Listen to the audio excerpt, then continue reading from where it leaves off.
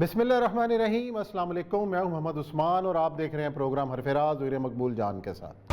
آپ کو اس پروگرام کا بے چینی اور بے صبری سے انتظار ہوگا، کیوں نہ ہو، کیونکہ ایک بڑی فتح کا دن، کابل جہاں طالبان آرام سے داخل ہوئے، صدارتی محل ان کے قبضے میں ہے اور اس وقت وہاں پہ جو انتقال اقتدار کا پروسیس ہے وہ شروع ہے۔ اس پوری جدوجہد کے پیچھے ایک کہانی ہے اور اس کہانی کو ہمارے اسی پلیٹ فارم پر اوریہ مقبول جان صاحب بیان کرتے رہے۔ کوئی اور کہانی بیان کرے نہ کرے، جو سچائی تھی آپ کو اس پلیٹ فارم سے ملتی رہی۔ اب سوالات اٹھ رہے ہیں کہ طالبان کیا پہلے کی نسبت تبدیل شدہ طالبان ہیں؟ کیا حکمت عملی ان کی تبدیل ہو چکی ہے؟ خاص طور پر ان کے اوپر جو پورا پریپوگنڈا کیا گیا اور جس طریقے سے ان کے اوپر الزام لگائے گئے، کیا اب آئندہ حکومت میں آنے کے بعد ان کی اسی طرح کارروائیاں جاری رہیں گی؟ یہ ایک بہت بڑا سوال ہے اور خاص طور پر پاکستان کے حوالے سے ان کا موقف کیا ہوگا اور پاکستان کا طالبان کے اوپر اثر کیا ہوگا، امریکہ اور دوسری قوتوں کا اس حوالے سے رد عمل کیا ہوگا۔ یہ وہ سوالات ہیں جس کے جوابات جاننا ضروری ہیں۔ آج کے پروگرام کے اندر ہم یہ کوشش کریں گے کہ ان تمام سوالوں کا جواب تلاش کریں۔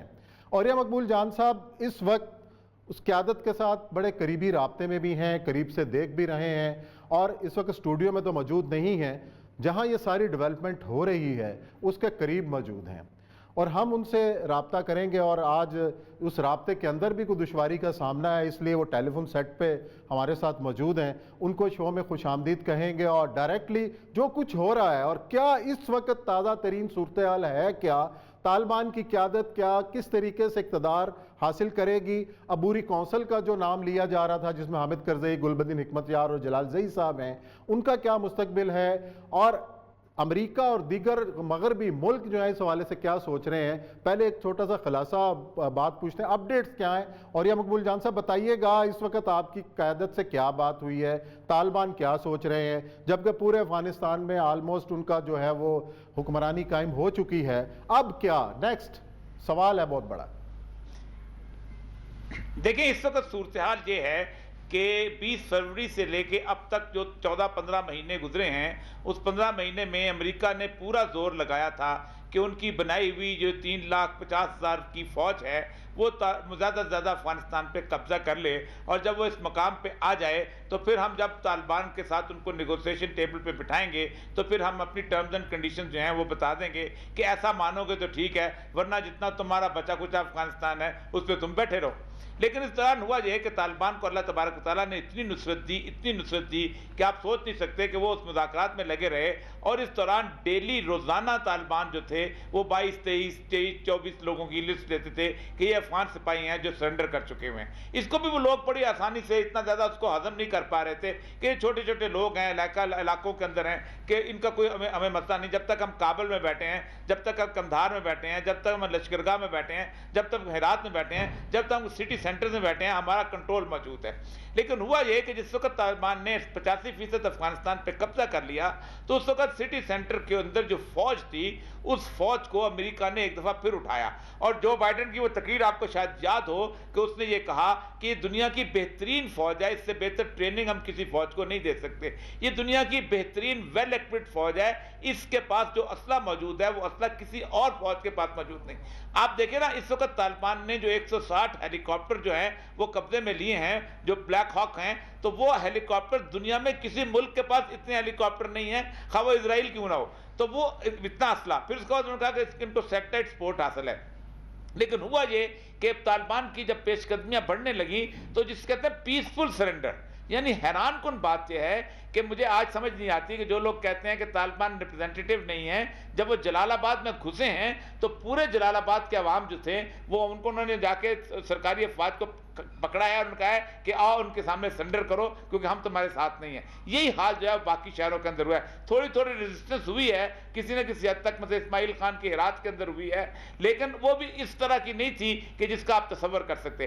یہ وہ بنیادی ڈیفیٹ تھی کہ جسے کہتے ہیں مکمل طور پہ پاؤں ہلا دیے۔ اس دوران بڑا زبردست قسم کے پروپیگنڈے ویڈیوز جاری کی گئیں کہ طالبان کو تو یا مجاہدین کو تو بنایا ہم نے تھا، ہیلری کلنٹن کی ویڈیوز نکالی گئیں، فلاں کی نکالی گئیں، ہم نے یہ کیا۔ اگر تم نے بنایا تھا تو جن کو تم نے تازہ بنایا ہے وہ تو تم اس ذلت سے شکست کھا چکے ہیں۔ اچھا، اس کے ساتھ ایک اور پروپیگنڈا ابھی تک چل رہا ہے اور جس کی میں یہاں بتانا چاہتا ہوں کہ پروپیگنڈا یہ چل رہا ہے کہ ملا عبد الغنی برادر جو ہیں وہ ٹیک اوور کر رہے ہیں ایز انٹرم، یا اس کا پر کسی اور کو پر ہے. طالبان بہت حد تک رد کر رہے ہیں. جو میں پہلی دفعہ بتا رہا ہوں، ان کی قیادت کہتی ہے کہ ہمارے ہاں ایک ہی تصور ہے کہ یہ جو نظام ہے اس کو ہمیں تبدیل کرنا ہے، اور نظام کے سربراہ امیر المومنین ہبت اللہ اخندزادہ ہیں، اور ہم امیر المومنین کی شخصیت کے ساتھ کسی اور چیز کو کمپرومائز نہیں کر سکتے. اور یہ سب ملا عبد الغنی برادر صاحب نے ایک ویڈیو پیغام جاری کیا جس میں انہوں نے اپنے حکمت عملی کے بارے میں بتایا، وہ سن لیتے ہیں، پھر آپ ہی کی بات آگے بڑھیں گے. سنائیں جی ذرا ملا عبد الغنی برادر صاحب نے کیا کہا کل. بسم اللہ الرحمن الرحیم، نحمدہ و نصلی علی رسولہ الکریم، وبعد.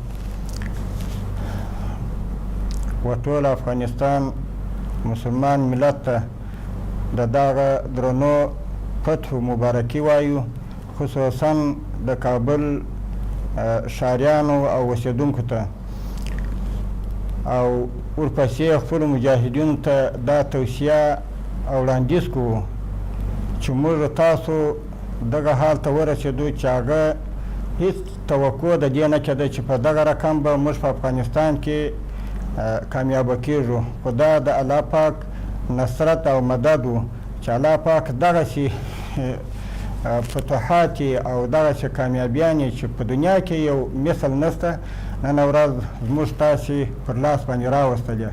نو موږ تاسې باید د الله پاک شکر وایو، د الله پاک سره راضي اوسو، د الله پاک ته هر وخت په عجز باندې او تکبر او یو غرور را څخه ونه شي. نو محترمو، تر مخه چې کوم وخت و هغه دغه مسؤلیت موږ تاسې ته نه راجع کېدی لکه اوس، ځکه اوس موږ تاسې د امتحان او د ازمایښت وخت راغلی، ځکه اوس موږ تاسې په دې باندې مبتلا کېږو، ځکه ورځ په ورځ به په دې کې موږ اخته کېږو، ځکه چې موږ څنګه د خپل ملت خدمت او د خپل ملت امنیت او د دوی د ژوند د زندګۍ او د آرام او په آینده کې د اوسېدو اطمینان څه رقم ورکولی سو.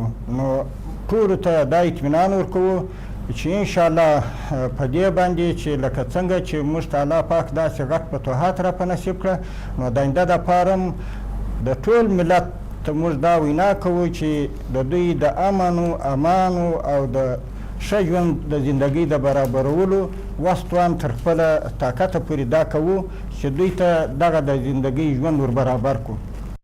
جی اور یہ صاحب ابھی اپنے ملا عبد الغنی برادر صاحب کی گفتگو سنی، جو پوائنٹ انہوں نے دیے، پورا نقشہ پیش کیا، اس بارے میں آپ کیا کہیں گے؟ دیکھیں، دنیا میں سب سے پہلی بات تو یہ ہے کہ کوئی فاتح ایسے داخل ہوا کہ اللہ کے سامنے سر سجود ہوا ہے، کسی قسم کو کوئی فخر نہیں، کسی قسم کی انبساط نہیں، کسی قسم کے ذاتی کرفر کا معاملہ نہیں. انہوں نے کہا یہ اللہ تعالیٰ کا خاص کرم فضل ہے کہ ہم یہاں پر آ گئے ہیں. اچھا، جو نقشہ انہوں نے دیا وہ طالبان کی پہلے دن سے پوائنٹ ہے کہ ہم اکیلے اقتدار میں شامل نہیں ہونا چاہتے. جو شخص بھی اس ملک میں شریعت کے نفاذ کے لیے ہمارا ساتھ دینا چاہتا ہے ہماری سر آنکھوں پہ، لیکن اگر کوئی شخص یہ چاہتا ہے کہ وہ پوائنٹس جو کہ ان کو امریکہ نے لکھ کے دیے تھے کہ آپ ایک جمہوری نظام بنا لیں، آپ ایک آئین جو ہے اس کو آگے لے جائیں، اس آئین کے تحت آپ الیکشن کروائیں، ان الیکشنز کے تحت جو ملک آئے آپ ایک اسلامی نظریاتی کونسل بنا لیں، ایک شریعت کورٹ بنا لیں، وہاں چاچا کام کرتے رہیں اور اینگلو سیکسن لا اور یہ صورتحال ہو جائے. یہ وجہ ہے کہ وہ نہیں مانتے. وہ کہتے ہیں اگر ہم نے یہی کرنا تھا تو ہم نے 20 سال مار کیوں کھائی تھی. اور اسی بات پہ معاملہ رکا ہوا تھا. اور اب حالت یہ ہے کہ وہ تمام کے تمام لوگ جو کہ کبھی کبھی انڈیا کے ساتھ جا کہتے تھے ہمیں فوج بھیجو، کبھی کسی اور طرف کہتے تھے، کبھی ایتھنک سٹی کو بانٹتے تھے. آپ سوچیں کہ انہوں نے جا کے باقاعدہ ازبک، تاجک، بدخشانی جو لوگ تھے فارسی سپیکنگ اور خاص طور پہ ہزارہ کے علاقے جو ہزارہ جات کے علاقے تھے وہاں تقریریں کی کہ یہ وہی لوگ ہیں، تمہارا خونی ان کے ساتھ 1000 سال کی لڑائی ہے، تم لڑائی میں ہمارے ساتھ شریک ہو، یہ کوئی اسلام کی دشمن کی لڑائی نہیں ہے. باقاعدہ تقریریں کی لیکن لوگ ان کی بات نہیں مانے. اچھا، اور یہ صاحب ایک بہت بڑا سوال جو ہے وہ کل اشرف غنی صاحب جس طریقے سے فرار ہوئے ہیں، ظاہر ہے وہ بات چیت ہوئی افغانستان کے اندر طالبان کے ساتھ ان کی، اور صدر ہیں افغانستان کے، اور آج تک جو ہے پتہ نہیں چل رہا. پہلے یہ اطلاع آئی کہ وہ تاجکستان جا رہے ہیں، اب اطلاع آئی عمان گئے ہیں. ظاہر ہے ان کا جو آخری جو ہے ان کا سارٹ کیا تھا، وہ کیا کہتے رہے ہیں اس حوالے سے، وہ سن لیتے ہیں، پھر اس پہ آپ گفتگو کیجئے گا. سنائیں جی اشرف غنی صاحب نے کیا کہا تھا. لخن ما باندې ګران ده، تاسو ته معلومه ده اما تخته یې وکړله موږ هغې یوازې پرېښودلو. زه د تخته نه یم.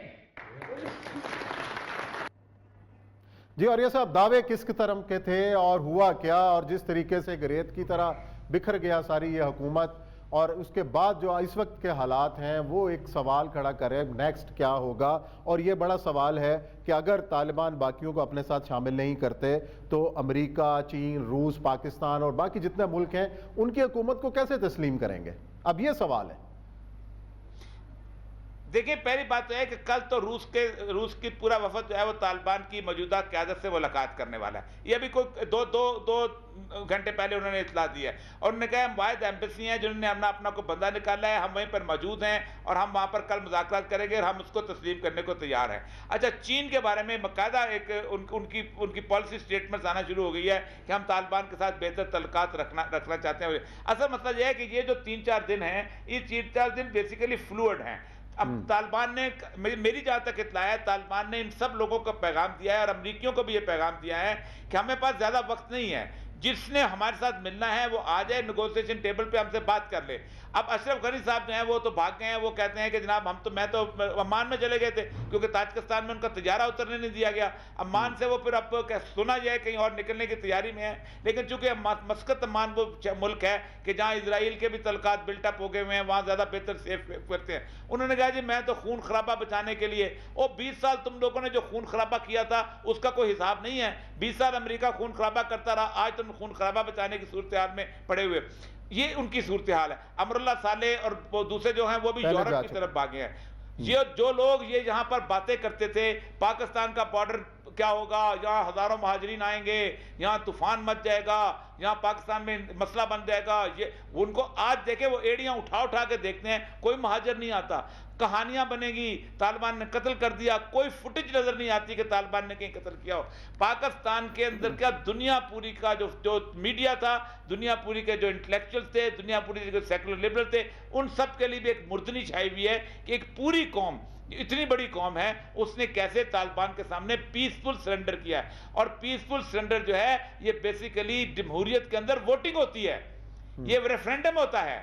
یہ بہت بڑا ریفرینڈم ہوا ہے جو طالبان کے حق میں ہوا ہے. اس سے بڑا ریفرینڈم ہو نہیں سکتا کہ بندوق کسی اور کے پاس ہو اور لوگ طالبان کے حق میں ووٹ دے دیں. یہ بہت بڑی بات ہوتی ہے. اور اس کے بعد اب ان کے لیے آخری راستہ یہی رہ گیا ہے کہ 2 یا 3 دن کے بعد وہ اپنی امارات اسلامی کا اعلان کریں گے اور مولانا ہبت اللہ اخندزادہ جو ہے وہ امیر المومنین ہوں گے. چلے بہت شکریہ. اور یہ صاحب اس وقت بریک کا وقت ہے، اور بریک کے بعد آؤں گا. جو مناظر ہمیں آج کابل ایئرپورٹ کے نظر آئے ہیں، ایک افراتفری کا عالم ہے. یہ خوف کیوں ہے اس وقت افغانستان کی قوم کے اندر، اور کابل میں جو منظر نظر آ رہا ہے اس سے جو ہے وہ یہ کب صورتحال بہتر ہوگی؟ بریک کے بعد آئیں گے اور یہی سوال آپ سے پوچھوں.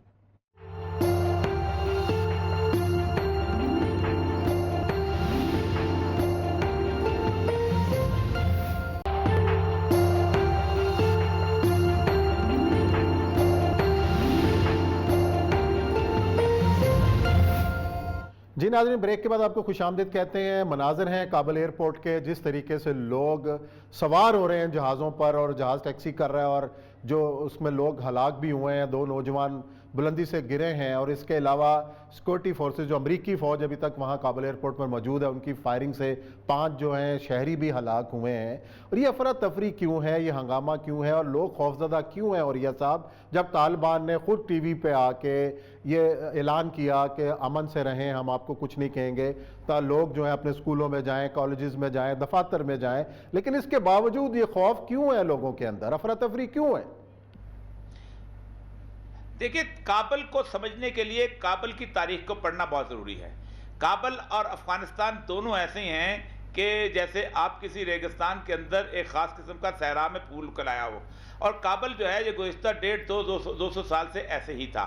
ظاہر شاہ کے زمانے میں بھی ایسے تھا، باقی بھی ایسے تھا. جس وقت پوری مسلم امہ میں کسی ملک کے اندر نائٹ کلب نہیں ہوتے تھے، مختلف قسم کی اپنا شراب خانے نہیں ہوتے تھے، اور اس طرح کی نائٹ لائف نہیں ہوتی تھی، کابل شہر کے اندر ہوتی تھی.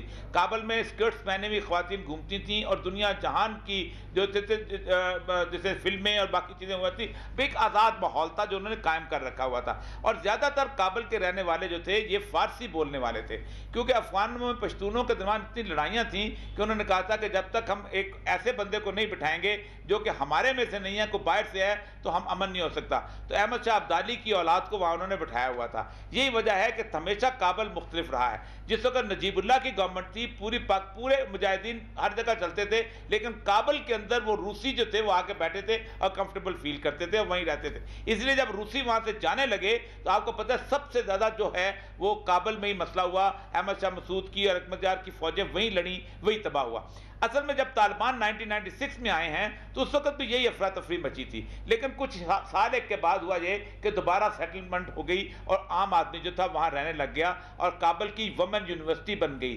کابل کے اندر 8 مارچ 1999 کو سب سے بڑا وومن جو تھا ڈے وہ بنایا گیا، جس میں وائس چانسلر جو تھی اس میں وہ شریک ہوئی. کابل میں یونیسکو کا آفس کھولا، کابل میں UNHCR کا آفس کھولا، کابل میں اقوام متحدہ کے تیسرے آفس کھولے جو وہاں پر 1999 تک 2001 تک رہے. 2001 کے کچھ سال پہلے یونائٹڈ نیشن نے وائنڈ اپ کیا. اب جب کابل دوبارہ آباد کیا ہے امریکیوں نے تو اس میں ہوا یہ ہے کہ 50,000 وہ لوگ لے کے آئے ہیں جو امریکہ کے نیشنل بن چکے تھے، جرمنی میں بن چکے تھے، وہاں دکانیں کھولتے تھے، کاروبار کرتے تھے، یہ کرتے تھے. انہوں نے کہا ہم افغانستان جا رہے ہیں تو ہمارے ساتھ امن کے ساتھ رہو. یہ وہ لوگ تھے جو ان کے ساتھ آئے. ان کو انہوں نے NGOs بنا کے دیں، ان کو انہوں نے اور بہت سارے کام دیے. انہوں نے پھر ان کے ساتھ مختلف قسم کے جسے کہتے ہیں ٹھیکے جو تھے وہ وابستہ کر دیے. جو ملٹری کی سپلائی کے ٹھیکے تھے وہ ان کو دے دیے گئے. ان کو اسلحہ سپلائی کرنے کا ٹھیکہ دیا، ٹریننگ کا ٹھیکہ دیا اور افغان یونیورسٹیوں کے اندر پڑھانے والے پروفیسر وہاں لے کے آئے. یہ وہ کمیونٹی ہے کہ جو کبھی بھی وار کے اندر کبھی نہیں رہی. اس کمیونٹی کے اندر اگر ان کو 200 میل سے بارود کا بو پتہ چلے تو جو بھاگ جاتے ہیں. انہوں نے کبھی زندگی کے اندر اس طرح کی صورتحال دیکھی نہیں تھی. یہ ریڈ زون میں رہتے تھے، ان کو دھماکوں سے بچایا جاتا تھا، ان کے اوپر مکمل باقاعدہ سایہ ہوتا تھا سیٹلائٹ کا. جیسے امریکی ہیں ویسے یہ زندگی گزارتے تھے کہ ان میں سے کوئی بندہ ایسا نہیں تھا جس کی 5,000 7,000 ڈالر تنخواہ نہ ہو. یہ وہ لوگ آپ دیکھیں جو بھاگتے ہوئے لوگ ہیں ان میں آپ کو اکثر سوٹ پہنے ہوئے لوگ نظر آئیں گے، ٹائی لگائی ہوئی لوگ نظر آئیں گے. آپ کو ایسے لوگ نظر آئیں گے کہ جو کابل کے رہائشی نظر نہیں آئیں گے لیکن بنیادی طور پر وہ ہیں تو افغان. یہ جو لوگ ہیں یہ آج سے تقریباً 3 مہینے پہلے ان میں سے 22,000 لوگوں نے امریکہ کو درخواست دی تھی کہ ہمیں ویزا دیا جائے، ہم آنا چاہتے ہیں. جس پہ امریکن کانگریس نے باقاعدہ اجلاس بلایا تھا کہ یہ بلنکن کو وہاں بلایا تھا کہ یہ دیکھو کیا ہو رہا ہے، جب تک طالبان نہیں آتے تم ان کو مرنے دو گے وہاں پر اور باقاعدہ ان کو ویزا دو تاکہ یہ آ سکے. یہ ہمارے وفادار لوگ. یہ ہے وہ ایک تو یہ کمیونٹی یہ ہے.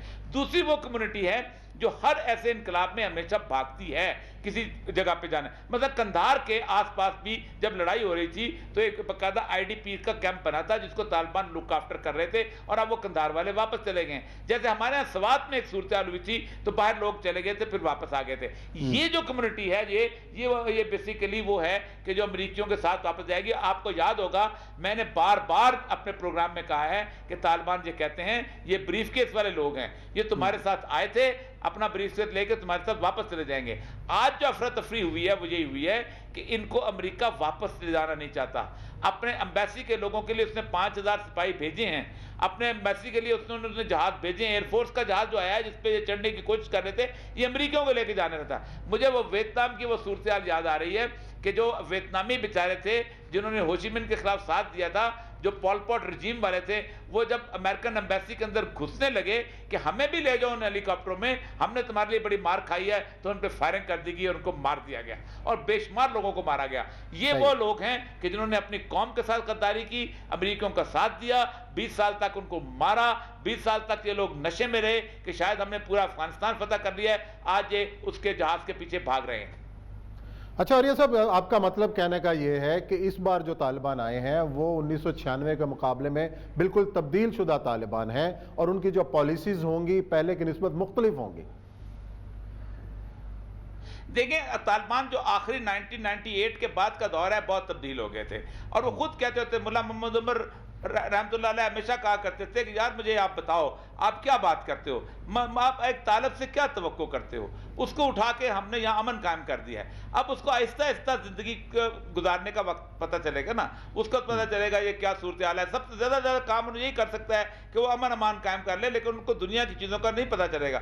آپ کو یاد ہوگا کہ اس زمانے کے اندر بہت بڑا پروپیگنڈا چلتا ہوتا تھا کہ عبد الوکیل متوکل ہمارے ساتھ شامل ہو رہا ہے, فلانا شامل ہو رہا ہے. لیکن 98 کے اندر انہوں نے 3-4 کام کر لیے تھے. ایک تو ان کو یہ پتہ چل گیا تھا کہ اسلحہ جو ہے وہ پبلک سے لے کے ایک لا اینڈ آرڈر قائم کرنا ہے. اس نے اپنا اسلحہ لوگوں سے لے لیا تھا, اور افغانستان میں کسی کے پاس اسلحہ نہیں تھا, طالبان کے پاس تھا, اور طالبان لا اینڈ آرڈر رکھے تھے. پھر انہوں نے باقاعدہ ٹیکس فری زون بنا دیا تھا پورا افغانستان. پھر تیسرا انہوں نے پاپی جب ختم کی تھی, اور چوتھا اس کے بعد یہ تھا کہ باقاعدہ انہوں نے ایک ایجوکیشن سسٹم کے لیے باقاعدہ عورتوں کی ایجوکیشن کے لیے کام شروع کیا تھا. آپ کو یاد ہوگا کہ یہ سیف اللہ پراچا وغیرہ اور معظم بیگ اور ہمارے جاوید صاحب یہ چلے گئے, بدل گئے تھے, لیکن 20 سالوں نے انہیں بہت کچھ سکھایا ہے, بہت کچھ سکھایا ہے. وہ پہلے سمجھتے تھے کہ دنیا سے کٹ کے بھی زندہ رہا جا سکتا ہے. پاکستان, سعودی عرب اور یو اے ای اگر ہمیں مان لے تو کافی ہے. اب وہ کہتے ہیں نہیں, ان تینوں پہ ہم نے بھروسہ کیا, ان تینوں نے عین وقت پہ ہمیں ڈچ کیا.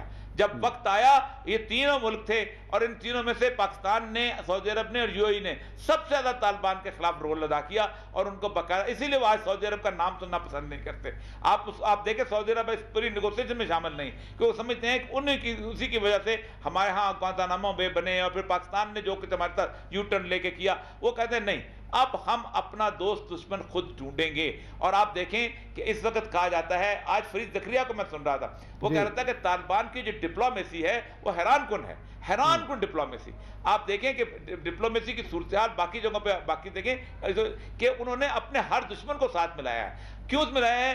آپ خود دیکھیں تو دوستم اور یہ وہ لوگ وہ تھے کہ جنہوں نے پل چرخی والا واقعہ کیا تھا, جنہوں نے ہزاروں طالبان کو کنٹینر کے اندر بند کر کے کنٹینر ریت میں رکھ دیے تھے, اور وہ دھوپ میں مر گئے تھے. طالبان نے عام معافی کا اعلان کر دیا. اچھا عریہ صاحب, یہاں پہ بہت بڑا سوال ہے اب یہاں پہ, جو آئندہ والے پارٹ میں آپ سے اس کا جواب چاہوں گا کہ اس ساری صورتحال کے اندر پاکستان کا ظاہر کلیدی کردار ہے. آگے چل کے معاملات کس طریقے پہ جائیں گے؟ آج سلامتی کونسل کا اجلاس بھی وزیر اعظم عمران خان کی قیادت میں ہوا ہے, کیا سٹانس ہوگا ہمارا؟ اور ایک جہاز کل کابل سے اسلام آباد بھی آیا ہے جس کے اندر یونس قانونی, استاد محقق کریم خلیلی اور احمد ولی مسعود بھی شامل ہیں. یہ لوگ پاکستان کے اندر آئے ہیں, یہاں پہ مذاکرات ہو رہے ہیں, شامود قریشی صاحب بھی ملے ہیں. پاکستان کا کردار کیا ہوگا, اور طالبان کے اور حکومت پاکستان کے جو تعلقات ہوں گے ظاہر افغان حکومت کے ہوں گے, یہ ایک کتنا بڑا ریلیف ہے, ہمارا ایک بارڈر پورا محفوظ ہونے جا رہا ہے. اس کا جواب لوں گا آپ سے بریک کے بعد.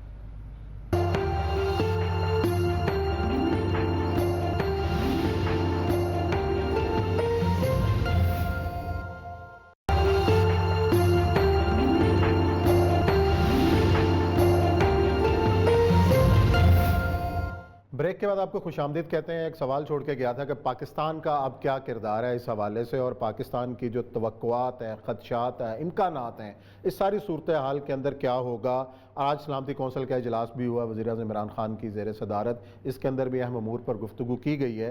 اور یہ سب ایک تو بھارت کو کھلم کھلا پریشانی تو ہے, ان کا میڈیا آپ دیکھ لیں جس طریقے سے وہ ویلا مچا رہا ہے, اور ان کی تو سمجھ میں آتی ہے کہ پوری کی پوری انویسٹمنٹ ان کی جو ہے وہ اڑ کے رہ گئی ہے. ایک بارڈر ہمارا محفوظ ہونے جا رہا ہے, اور ایک دباؤ ہے جو امریکہ سمیت مغربی ملکوں کا, جو پاکستان کو مرد الزام ٹھہرا رہے ہیں اور جو قربانی کا بکرا بنانے کے چکر میں. ایسے میں حکومت پاکستان کا کردار کیا ہونا چاہیے, اب ہمیں کرنا کیا ہے, اور ہمارے تعلقات کس طریقے سے بہتری کے طور پر قائم ہو سکتے ہیں؟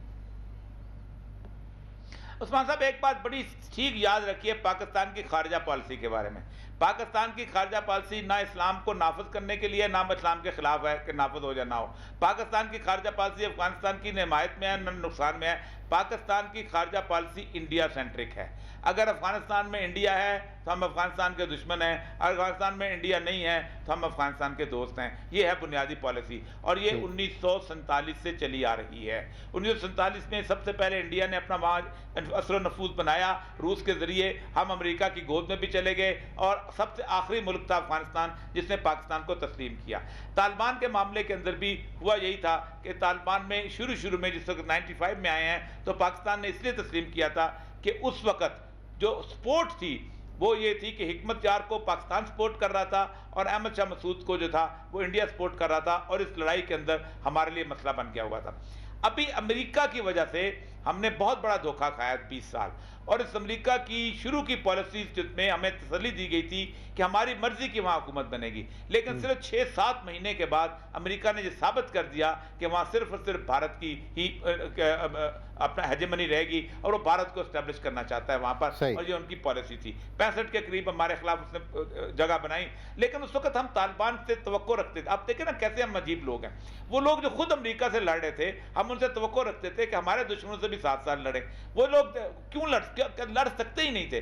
بمشکل چھپ چھپا کے، مجھے اچھی طرح یاد ہے کہ 50-60 ہزار لوگ جو ہیں اتنے بڑے افغانستان کے اندر، 3.5 لاکھ یہ فوج، 1.5 لاکھ امریکن فوج، نیٹو کی 50-60 ہزار وہ ان سے لڑ رہے تھے، تو وہ نہیں کر سکتے تھے. اس کے باوجود بھی بہت ساری چیزوں کو میں ذاتی طور پہ جانتا ہوں کہ انہوں نے مدد فراہم کی تھی، جس میں تاکہ یہاں پر ہمارے ہاں انسرجنسی نہ ہو جائے، یہاں پر مسائل نہ بنے. تو ان کا ایک سافٹ کارنر تھا جس کی وجہ ملا عمر کا وہ ہے اپنا بیان، وہ بلکہ ان کی وصیت ہے جو کہ جلال الدین حقانی مرزا اسلم بیگ کے پاس لے کے آئے تھے کہ ہم پاکستان کے ساتھ کبھی بھی بگاڑ نہیں سکتے، خواہ ہمارے تعلقات کیسے بھی خراب ہوں. لیکن اصل مسئلہ یہ ہے کہ ابھی بھی پاکستان اگر یہ سمجھتا ہے کہ وہ ڈکٹیٹ کرائے گا، یاد رکھیں اس وقت طالبان کو نہ روس ڈکٹیٹ کرا رہا ہے، نہ چین ڈکٹیٹ کرا رہا ہے، نہ ایران ڈکٹیٹ کرا رہا ہے، نہ افغانستان نہ امریکہ ڈکٹیٹ کرا ہے. وہ کہتے ہیں جیسی نظام حکومت تم قائم کرنا چاہتے ہو تم کرو، تمہارا مسئلہ یہ ہے کہ ہماری زمین ہمارے خلاف استعمال نہ ہو. یہ بنیادی نقطہ چیز ہے جو انہوں نے طے کر لی ہوئی ہے. یہ سارا بنیادی نقطہ. لیکن اولیاء صاحب ایک جو ڈیولپمنٹ ہوئی ہے، جو خدشہ جو ہے، اب آپ نے مناظر دیکھے ہوں گے کہ جو جیلیں مختلف شہروں میں ٹوٹی ہیں اور وہاں سے جو قیدی باہر آئے ہیں، اس میں ایک تعداد تحریک طالبان پاکستان کے رہنماؤں کی بھی ہے. مولوی فقیر جو باجوڑ کے ہیں وہ بھی چھوٹے ہیں. اب یہ وہ طبقہ ہے جو ظاہر ہے اس نے کہاں جانا ہے، ان کی روک تھام کون کرے گا، ان کو پاکستان آنے سے کون روکے گا، یہ ایک بڑا سوال ہے. دیکھیں یہ میں محمد خراسانی کی میں میل پڑھ چکا ہوں، کیونکہ وہ ان کا ایک گروپ جو ہے وہ کافی زیادہ ایکٹیویٹ ہوا ہے اور وہ سمجھتا یہ ہے کہ شاید ہم اس طرح سے یہاں پر بات کر سکتے ہیں. لیکن دیکھیں معروضی حالات دونوں کے بالکل مختلف ہیں. جس وقت افغانستان میں جنگ ہو رہی تھی، سب کچھ ہو رہا تھا، پاکستان میں تو کچھ نہیں تھا. جس وقت 95 سے لے کے 2001 تک طالبان تھے، یہاں تو کچھ نہیں تھا. افغانستان میں امریکہ آیا تو یہاں TTP آیا. آپ خود سوچیں نا، 6 سال وہاں طالبان رہے ہیں. کیا پاکستان میں تحریک طالبان آئی؟ کیا پاکستان میں کسی نے شریعت کا اس طرح نعرہ لگایا؟ کیا پاکستان میں کسی نے پاکستان کی قوم اور علاقے کو ڈسٹرب کیا؟ قطعاً ڈسٹرب نہیں کیا. باقاعدہ پالیسی تھی ملا محمد عمر کی کہ پاکستان کے اندر جیسا نظام ہے وہ خود اپنے آپ کو سمجھیں گے تو جانیں گے. وہاں امریکہ آیا، یہاں گند ہوا. وہاں طالبان آئیں گے، یہاں ٹھیک ہو جائے گا. اور یہ جو 500 لوگوں کا پراپوگنڈا ہے، یہ بھی پراپوگنڈا محمد خراسانی جیسے لوگ کر رہے ہیں، جس کو آپ کو جانتے ہیں اس کی بیک گراؤنڈ قسم کی ہے. اور وہ جو پل چرخی سیل سے جو اپنا رہا ہوا ہے اس کا بھی مجھے پتہ نہیں ہے. اس کی وجہ یہ ہے کہ طالبان کے مقابلے میں جو افغان گورنمنٹ کے پاس سب سے بڑا لیوریج یہ تھا کہ جیل میں قیدی جو 5000 ہیں ہم رہا نہیں کریں گے اور ہم نیگوسیشن ٹیبل پہ لے کے آئیں گے. یہ بالکل انقلاب فرانس والا معاملہ ہوا ہے. انقلاب فرانس میں کنگ لوئی کے پاس قیدی تھے اور انہوں نے کہا تھا ہم رہا نہیں کریں گے، تو لوگوں نے جا کے بیسٹائل کا جیل توڑ دیا تھا اور قیدی رہا کرا رہے تھے. جی بہت شکریہ. اور یہ سب پروگرام کا وقت جو ہے وہ ختم ہو رہا ہے، اور کل بھی ہم انشاءاللہ ڈیولپمنٹ جو ہے تیزی سے جاری ہیں، پل پل میں صورتحال تبدیل ہو رہی ہے. کل انشاءاللہ پھر آپ کی خدمت میں حاضر ہوں گے موضوعات کے ساتھ. موضوع یہی ہوگا ہمارا انشاءاللہ. اپنا خیال رکھیے گا. کل ملتے ہیں. اللہ حافظ.